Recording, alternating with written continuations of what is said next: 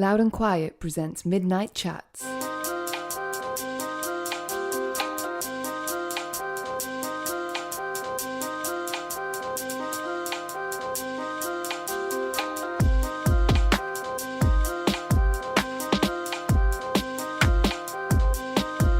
Good evening, everybody, and welcome to the Loud and Quiet interview podcast. Sorry, I went for some big energy there. I'm very self-conscious about these introductions, and I always think I'm putting lots of energy into it, and it never is the case when I listen back to it. It always sounds really dull. So I went for it then. It didn't work, did it? Didn't work at all. Thank you for joining us once again, if indeed you are a return customer. This is episode 58 of Midnight Chats. If you're brand new to us, Midnight Chats is the podcast brought to you by Loud and Quiet magazine. We interview a different musician each week, and it's called Midnight Chats because we put it online at midnight, and the whole vibe of the conversation, which you could say is under-researched, you could also say is informal and has a late night feel. That would be a more polite way of saying it, and that's what we choose to say about it. But hopefully you will enjoy this podcast. It's with Cat Power this week. Last week we had a live special one that Greg did with Josh T. Pearson. It was a loose chat. It was loose. Josh, I think, was a little bit, he was having a good time. It had a good time the night before, let's put it that way. Listen back if you've not checked that out. This week is a slightly different feel to that, and it's fresh off of the factory line. I went and met Sian Marshall, aka Cat Power, just 2 days ago. She was in town to play a couple of shows and staying in Marylebone in a very nice hotel, which she kindly invited me over to record this so we could get some privacy. And I guess I didn't really know what to expect from meeting Sian. She's someone who's in the past had a reputation for being quite a volatile person, and a lot of that comes from live shows that she's done in the past that have not gone to plan. They have not ended well. And a lot of that is because of the extreme stage fright that she has suffered from for most of her career. And obviously people like to write about that kind of thing, the drama of somebody not coping with being on stage very well, as insensitive as that is.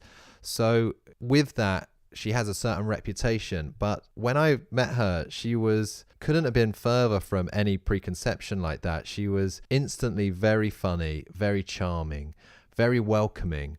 And we had a really good laugh before we even started recording this. We chose not to concentrate on Sian's hard upbringing in Atlanta, Georgia, or many of the other kind of really sad times that she has had to face in her life, including losing friends to drug addiction and just growing up very poor in America.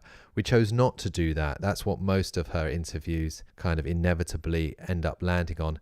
Instead, we spoke about her love for karaoke, her son, who is 3 years old, he's called Bo, and he was with her on this trip, but he was on a sightseeing bus whilst we were doing this. And a little bit about New York, which I found really fascinating, what it was like to move to New York in 1992. Sounds like it was a hell of a lot different to the New York that we now go and experience as tourists. And that was really interesting. And actually that bit was sad. Still, there are plenty of laughs in this one, a lot more than you would probably think from a Cat Power interview.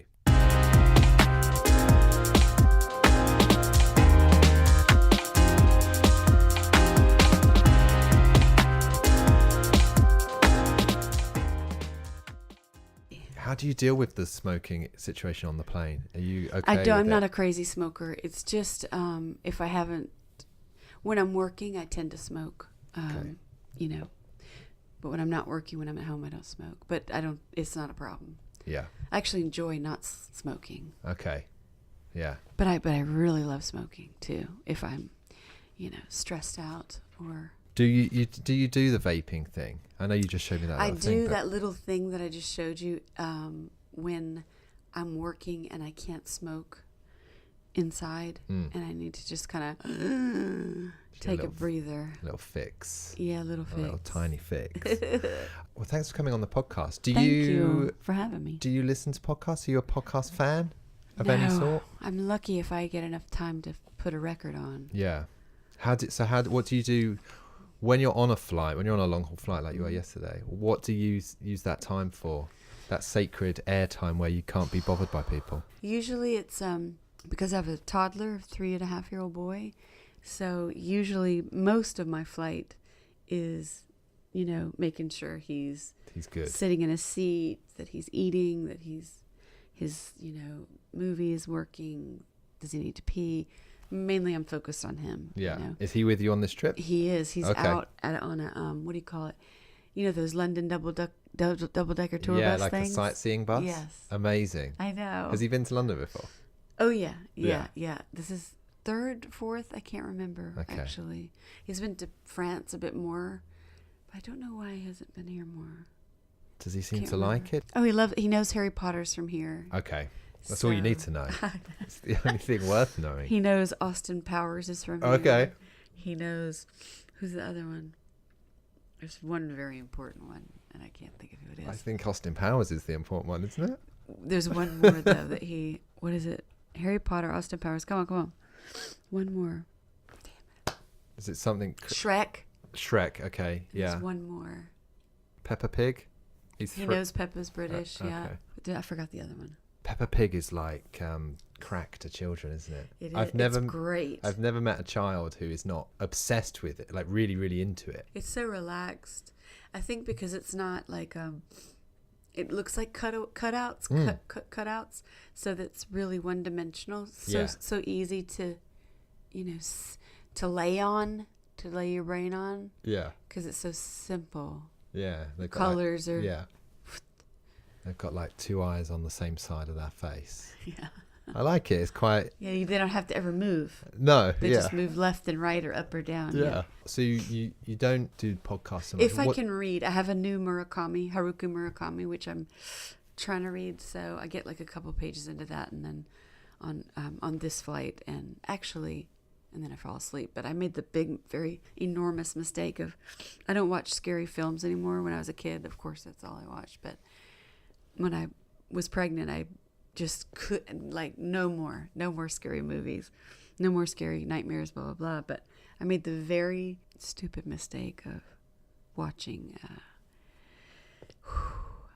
I could not recommend it, not more than never, not ever. You should never see it. Go on. It's called Hereditary. What's that? Hereditary. What is that? That's a horror film. Yeah, it's. I'm not good with any type of horror film. I'm not even good with, like, Blair Witch. This, I just was telling Effie, this is if you could see what's going on. Right, okay. Yeah, you shouldn't see it. You can't unsee it, Is it gory?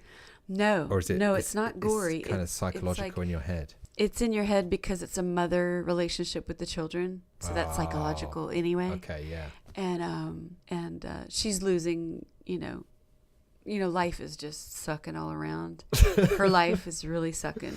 Right. And, she puts together that, there's some really bad stuff going on. So when did you see this film?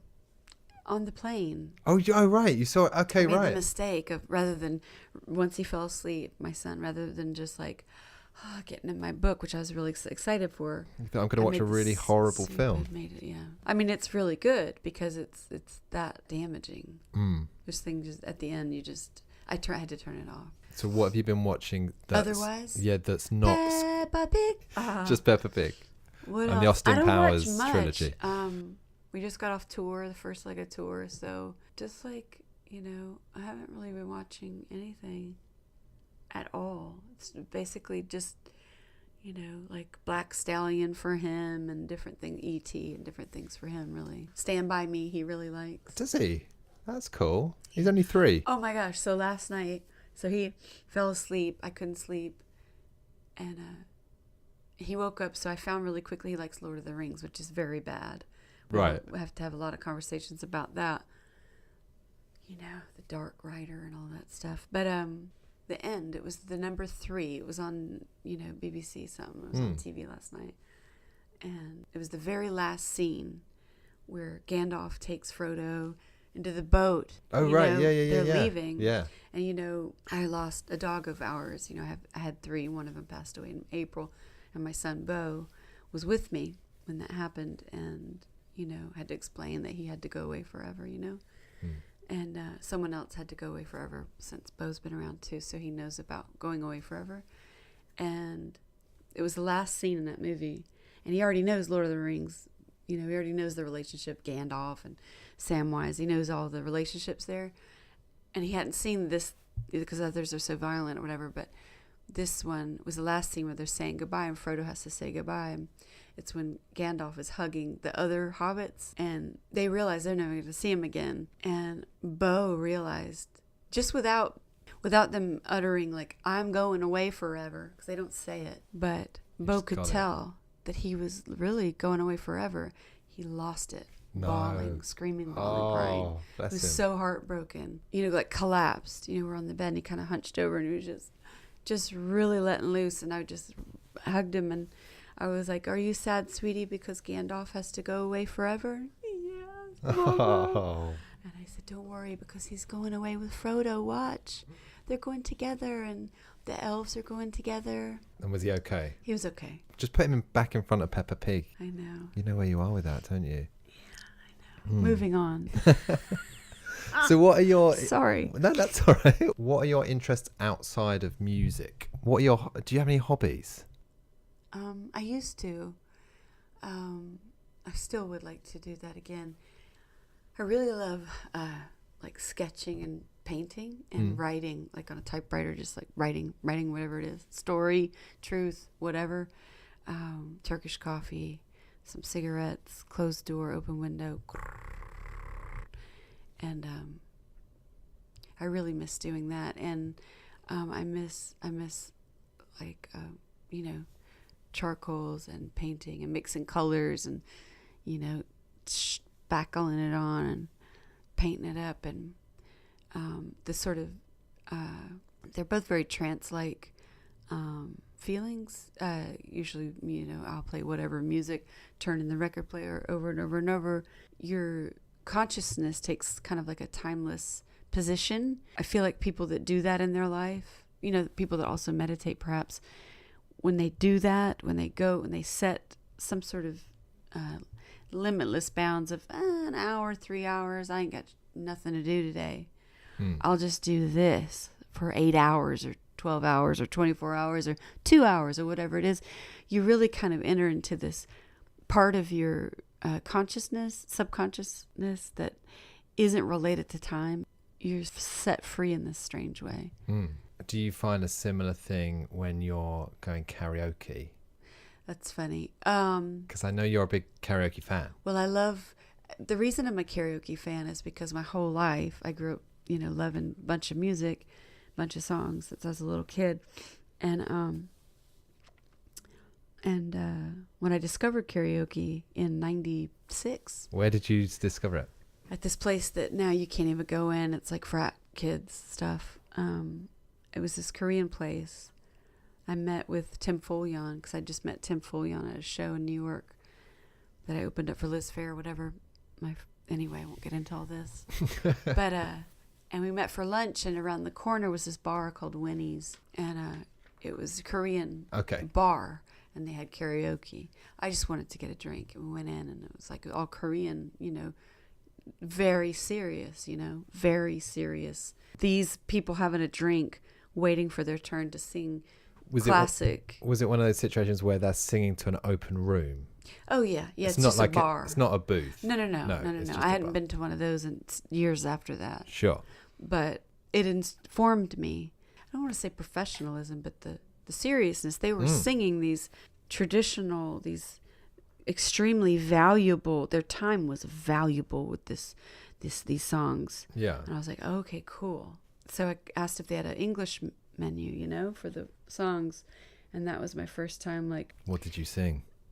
Otis Redding, the same shit I always sing. The same shit. Patsy Cline, Otis Redding, Hank Williams, Willie Nelson, Billie Holiday, Nina Simone, Aretha Franklin, Johnny Cash. The same shit I've always been singing since I was a kid. So it's the same material.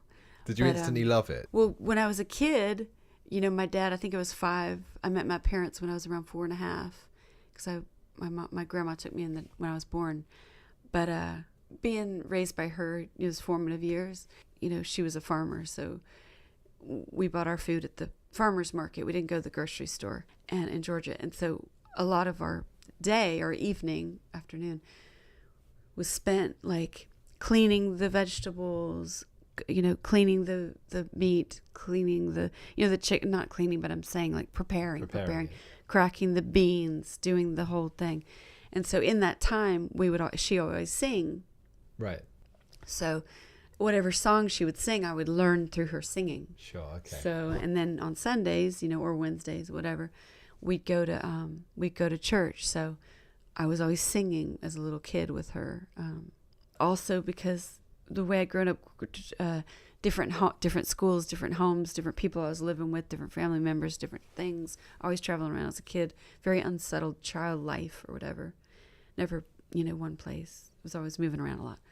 So a lot of times, being the new kid, I changed my name when I was 12 because it was just easier for everybody. Because Charlene is my name, but I changed it when I was 12, took letters out to make it easier for people. But when I go to these new schools, you know, around pubescent area, like 11, 12, 13, 14, there was physical education. So you were going to the gym, you had to take a shower. Some schools you had to take a shower.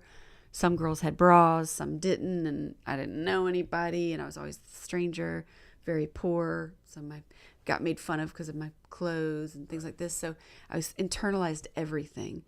So because I loved to sing all the time, it's just what I loved to do growing up, I would wait until all the girls were done. I'd hide in the bathroom and pretend I was peeing. And when I could hear their voices kind of leave, I did this in all the schools. And I'd wait until I could hear them all gone. And then I would never shower, but I would just change out of my gym clothes. Sure. And I would sing alone because it's all in the old 50s and 60s schools in America. They'd never been rebuilt. The fancy white people schools are like totally fancy. But all the public schools from the olden times are still there, rotting away. But they were all tiled. So the reverb. The acoustics are amazing. Yes. So for singing karaoke, it was like, it was like that. It was like going to there's other people there, but I didn't mind because everyone's there to sing they got their song, they put their song in the box and they're going to go next. So this is my time in the and they're all taking room. it so seriously. So at it's this time, the first time, yes. Yeah. Whereas now it's karaoke's not that, is it? Slowly. Well, the funny thing is for the next 2 years, I started, you know, inviting different friends because I was touring then, inviting different friends to meet me at this place, Winnie's, to have karaoke part, you know, just to say hey, because I had to be on tour all the time because like my life changed. I was always touring, and it was always like different friends meeting. You know, some would come, some wouldn't show up. Blah, blah, blah, different times. I'd arrive in New York, back home. One friend took an idea to MTV because she'd always come, and she created MTV karaoke show with Michael Stipe and different people. Right. And then it hit America, and then America knew what karaoke was. So it's your fault. I know. You've ruined karaoke. But then it was great because more karaoke spots like in the East Village started opening, and then there was one around the corner from my house. It was $5 an hour in a private room. Yeah. Do you prefer that? Do you prefer it to be in a private room? Well, I'd love to go back to Winnie's, but I can't. Like, it's just, like I said, filled with frat guys singing Guns N' Roses, Poison, Neil Diamond. Just, that's it. Yeah. And, which is great, but no, I don't want to do that. And so around the corner from my house, from my apartment, they opened up one in the basement of this place, $5 an hour, and I'd go for happy hour. So for 2 hours, 4 to 6, you could get 4 hours for 2 sessions, so $10. So yeah, I would go there. So would you go for a 4-hour session at karaoke? Yeah. Wow. Yeah, or not. Sometimes don't matter. It's just cheap. It just got really cheap because at the bar you have to pay for this drink, that drink, this drink, that drink if you want to wait for your name to come up. So it was like a total blessing. Yeah. And then I got taken to this place called Japas, which is a Japanese karaoke place on St. Mark's. Closed down, had a camera. Could only fit about maybe 15 people in there. Very, really, really good, like Japanese food. Small, not omakase. What do you call it? Teppanyaki? Maybe. Maybe? It's I think I just probably small got that Japanese wrong. foods, but not sushi. Right, yeah. Anyway, I got invited there. Life changed forever. Because you ring the buzzer. If they don't want you to come in, you don't come in. Ah. The camera, the thing. Oh, and so they kind of look at you on the camera and think, this person looks like they Can't sing. They can't sing. This is a frat guy. This guy's only going to sing Guns N' Roses. He's See? not in. Isn't that interesting? Love that place. Do you always get in? I always got in, They yeah. must. And they know you know, I guess. So Well, I also knew to go early on. I mean, sometimes Fridays and Saturdays, it'd be pretty packed. They'd let you in, but you never sing. You never get a chance to sing. Right. But their selection of music was really great. They always had everything. Yeah, I love karaoke. Also, my dad started doing covers. I'm not sure if I was in junior high. I think I was in junior high at the Holiday Inn. It's a hotel chain in America. And he started doing covers as a job, singing covers as a job, and that's what he still does. Because you do sing covers and you record covers and release them as well. Well, it used to be very normal. You know, that was the fabric of the past. In the past, contemporaries covered each other's songs. Yeah. Whether it was theirs, whether they wrote it or not, you know, even back from Gershwin, even standards and things, everybody always sang a tune, the same tune. It was different people's take on that tune. Yeah. And that's gone. I think that when MTV hit, I think that the corporations understood the cash value of new song, new hit. Yeah. And the tradition of, you know, songwriting kind of diminished. And it became Hitmaker USA, MTV, you know. Sure. What was New York like back then when you moved? You moved there around 92, right? Yeah. So it was still pretty rough, I imagine. I live in my same, it's kind of like a squat. I still live in my same room that I've had since I'm 20. I'll be 47 in January, to give you perspective. So in the old days, I mean, So in you're the 90s, still there 90s, now? Yeah, I still have my room. Cool. Yeah. It's not my place. I've rented it from my roommate who's been there since the 70s. Sure. Wow. So, yeah, he basically, I would have been on the street if I hadn't met him. But, because I was living with NYU students the first time I moved up there with my friend from Tennessee, Lily Hawes, and I wasn't going to make it.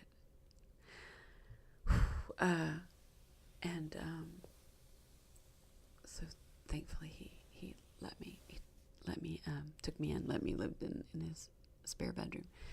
Anyway, I got chased, I got ran after several times, never being caught up to. You know, there was always human feces on the sidewalk. A lot of street lights were out, potholes everywhere, rats everywhere, rats in my room. For about probably 10 years I lived with rats because you couldn't keep them out. Some would come up through the toilet, some would come in through the bathroom, literally come in through the bathroom tile, like chew their way through the grout, old grout. Make their way through, bash through wherever. So you could be sat in the toilet and suddenly there'd be like this. I never experienced You never see them in chipping the toilet. Okay.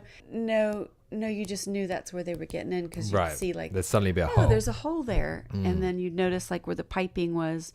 You'd see like, oh, the tile has been chewed off. Jesus. Yeah, because our apartment is above the boiler room, so it's really hot. So in the winter, they would, I guess, find themselves where it's warm, right? Because it's freezing cold outside. So they would, if they can't get in the boiler room, they're going to go through the walls to get into the building somehow. But anyway.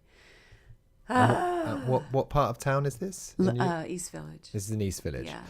And it stayed that way. Alphabet City, I think it's called. I've been to Alphabet City. Yeah. There was an ice cream shop called Alphabet Scoop. And it stayed like that. I've never called it that in my entire life. What, Alphabet City? I call it Lower East Side, Yeah. East Village. I've never called it that before. Maybe Why is it called Alphabet City? Avenue A, Avenue B, Avenue C, Avenue D. Yes, it's that bit. Got ya.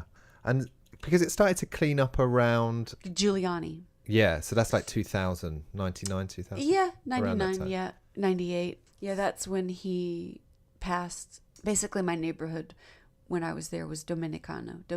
And there still are, families that have been able to stay in the neighborhood. Like the car service, Delancey car service, Delancey. They're still there. But Avenue B, Clinton Street, was the You know that song by Leonard Cohen, the music on Clinton Street Yeah. all through the evening. So the music was Dominicano. So Right. if you lived in that neighborhood and you hear Leonard Cohen sing that lyric, it's magic, because in the summer, you know, you hear like this beautiful festive music all through the evening. You know, dudes on bicycles with the AM radio with the, Yeah. you know, Dominicano, whatever. Awesome. Just real family, like grandmas and grandpas born in these tenement houses, these buildings, you know. And then Giuliani came in, and basically, if you were affiliated with anyone who, I guess, had been incarcerated for possession or sale of drugs or whatever, they just did raids. Right. Every night there was like maybe a few raids. Yeah, they just started, you know, I don't know if they're I don't know. They just basically just tried to get rid of an entire community Right. of people. And it was brutal. There were these little boys that used to hang on the, you know, and on the street, little boys, and you know, as they got older. One of them, a few years ago, I ran into him. He was a waiter at a restaurant on Avenue B, and I couldn't believe it, you know. And I asked about his other friend in jail, and then their other friend, I remember because they were like 5 and 6 when I met them, or 4, 5, 6 when I met them. And then, you know, I'd seen them like 10, 11, 12. And I remember when the 10-year-old got shot by the cops in the back, like multiple times. He wasn't armed. He was just running. And that happened on my street. And that was right around that Julian. That was probably 99. And he was 10. He was 9 or 10. I think Wow. he was 10. Okay. So when... That's because you'd hear my friends on Ludlow, like, but what it was doing was creating a lot of tension within the community in general. Because, you know, when they're doing that, when they're putting pressure on these families, you know, it's your family, and they're putting pressure on you to give a name or to rat someone out, you know, or to get more arrests made, so that you can then pass the law for rent control to be abolished. Right. Which is what he did. Right. So Okay. you got to get rid of everybody first, round them up, and then the developers began to creep in. Sure. But first they had to start with infrastructure. First. So they did the lamp posts, the streets, you know, sewer, all this stuff. They had to make it, you know, developer friendly.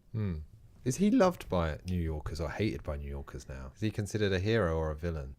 I think he's pretty much hand in hand with those which do not deserve to be spoken the name of. Yeah, he's pretty much. That's interesting. No I didn't know that, bueno. because we don't really over here. We don't really know that much about that. You know, we just he know became that. like this.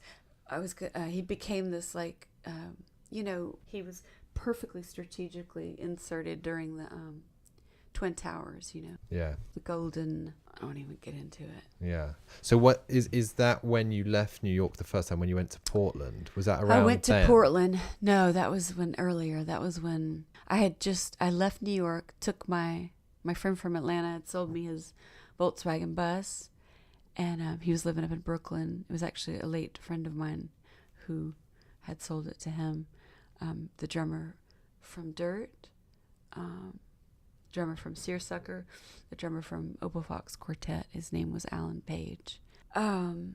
Anyway, I had bought that Volkswagen bus because I was gonna go down to Tennessee to record What Would the Community Think, and then go down and start my first tour over the West Coast. And then when I got to Portland, because I had a friend who I was going to be their roommate, I was going to sell that Volkswagen bus, and I was going to have rent money so I could survive. And the bus, you know, Pee-wee's Big Adventure, that dinosaur? Yeah. The right head gasket blew. Problems were happening around, I'd say Louisiana is when the problems started happening. Okay. The oil leak happened in Louisiana. So the bus didn't make it. The bus made it to Pee Wee Herman's dinosaur. And there was a lady in an old Lincoln, maybe 82 Lincoln, brown. She had all her shit in there. Little kid with shit all over, you know, dirt on his face. She had a black eye. wearing a tank top. She had her hands on the wheel and she was crying. And I said, look, because somebody from LA came to pick me up. You know, it took a while. And I said, look, the title's in here. Here's the keys. I'm sorry I got to run, but if you want to try to do something with that. And I should have done more for her, but I just had to go. But made it to my show at this, whatever, at Silver Lake, called the Spaceland. That was my first show in LA. There's a picture on what would the community think of me holding a beer, the dance floor. That was either after I played or right before I played. I made it to the venue. Right. With my friend from France, Anne-Laure, who's in her musical group is called Appaloosa. From Paris, and she was on that trip with me from New York. She said she could drive. What she meant was, sure, I could drive, but she's never driven a car in her life, especially not a stick. She just figured, I will be able to do this. Yeah, I'll drive. I'll do it. Yeah, I'll drive. Right. I'll drive. I can drive. Yeah, that's different, isn't it? Than It's someone so says, I different. can drive. Rather than have a driving license. I do not know how, but she did not know how. I'll do that. I'll make you a suit. I can drive, yeah. Yeah. Right, I can make you a suit, yeah. I'll make you a suit. Surely. That's not the tone No. that you're after from someone. But it's amazing that you made it to the show. Yeah, that was great. You I made managed it to to do the show, it. made it to Portland.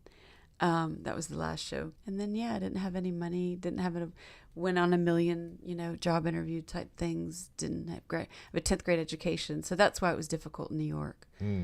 Have you had any really bad jobs? Every job I've had, that's why I don't understand people who just can't be bothered to work. I can't be bothered to hear that.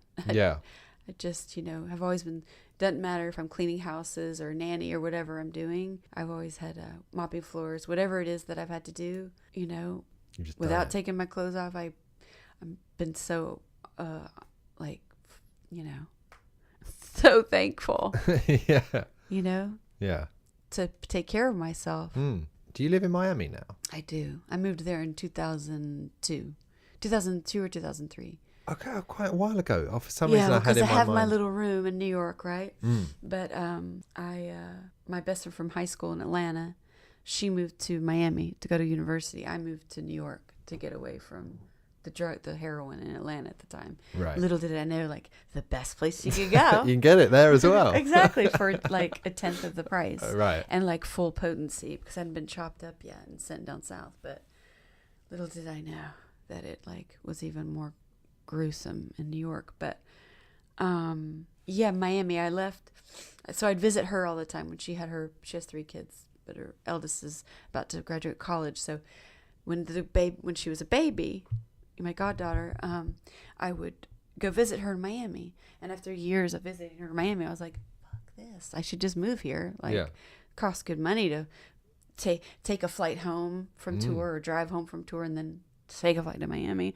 Why don't I just make a choice? And she turned out she wanted to sell her apartment. So, yeah. It all worked out. What is Miami like? I've got 2 preconceptions of Miami. Okay, tell me. One is it's either full of retired people, but I might be mistaking it with Florida. It was, just generally. in general, because of the tax situation, a lot of elderly moved to Florida. The difference between Miami and the rest of Florida is that Miami is completely 100% like Manhattan after nuclear war. It's minimized in size and length. Okay. You got water on both sides. Like Manhattan's an island, You get every demographic, every nationality. So it's really liberal. It's like a really liberal place. I wouldn't say liberal. No, okay. I'd say that you got a lot of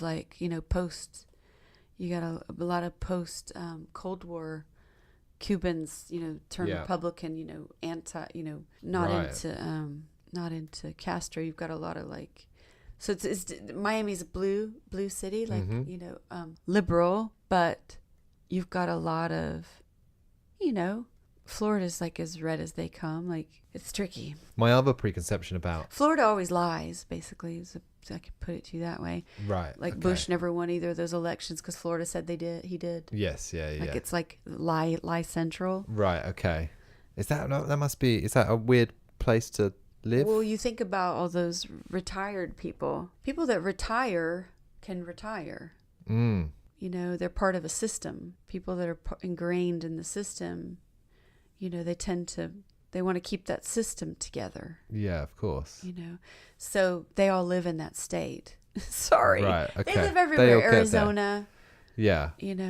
My other kind of thought when I think of Miami is the complete opposite, and that it's quite a party town. Right. Well, that's the commercial aspect of anywhere in Florida. Right. Anywhere in Florida has the hotels, the palm trees, the beautiful beaches, and, the nature, all that stuff. So that's just part of like the package of Florida.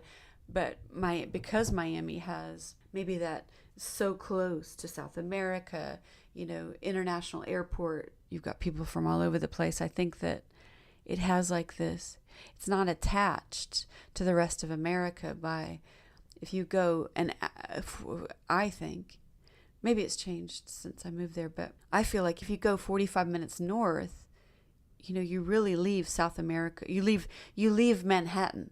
If you go north, like if you go to, Rochester. Right. If you leave Manhattan, you're back in America. Yeah, you sure. leave Manhattan, you're back in America. If you leave Miami, you're back in America. Right. So that's why I love Miami, because it's like Manhattan after nuclear war. It's like it's blasted out all the dirty Hudson and the river and the East River, made it all clean. It's like this ocean, negative ions, wind. It's subtropical. So you got like in my apartment, in my condo, in the common area, there's mangoes growing on the tree, there's bananas growing on the tree. Oh, lovely. Orchids growing, like it's just birds of paradise growing, all kinds of beautiful jasmine, bougainvillea. So it's really like it has like a paradise, and you got the wildlife, you got the lizards and the parakeets, those green parakeets, you got the egrets, all the wildlife, the manatee. Like every day you can see all this stuff. You riding your bike on the boardwalk and around by the marina, you can see all this wildlife every day. Whereas the rest of Florida you can too, and there's really beautiful parts, but it's the multicultural aspect that I feel most comfortable in. I don't feel comfortable when everybody is white. I feel uncomfortable. I feel exactly the same. Sorry. It's the thing with because there's gonna be something wrong with me. Yeah. In 5 minutes of talking to these people. Yeah. She's a weirdo. Yeah. I feel that with being in London, because I'm starting to get a bit beaten down by London, the pace of it. Yeah. And Hurry. Yeah. In Miami, you got to hurry too, but you're on your bike in flip-flops. Yeah, exactly. So you look stressed out, man. It makes everything I was trying to get easier. to the Whole Foods, but it's just hot. Yeah. There's nothing to complain about there. But the problem is when you live in a big city, it's like, where would you move to?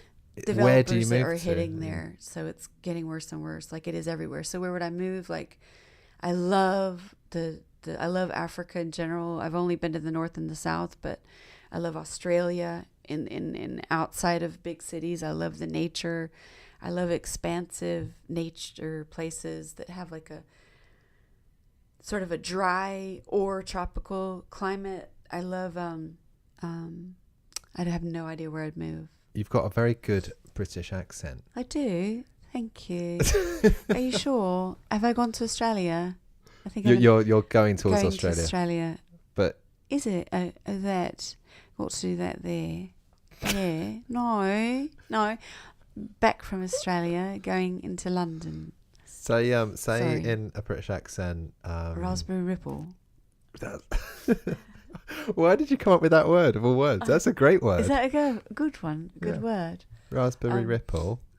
Bloody hell! Oh my god! Lovely, innit, darling. Oh, I heard an expression the other day.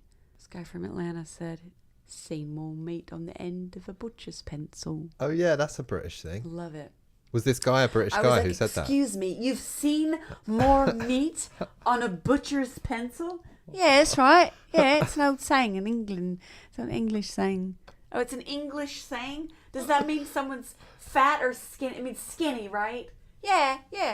Basically, see more meat on a butcher's pencil, on the tip of a butcher's, or just on a butcher's? On the tip of a butcher's pencil. It might be tip of it. Yeah, I it might think be it tip. is, Yeah. Yeah. Yeah, I loved it. It's She keeps calling. Do you hear her ringing the doorbell? Is that the doorbell? Is Yeah, that our ding time? dong. Yeah, she's done it like 4 times. Oh shit! Does that mean we need to stop? Before we stop, I wanted to ask you some very quick. You're things. like 13 questions. I've just literally only got 25 more things to ask you. Okay. We used to do a thing in our magazine, which we don't do anymore. But it was like a Quickfire questionnaire, Oh, gosh. right? Oh, no. I want to ask you a few questions off it. Oh, if God. that's okay. Go.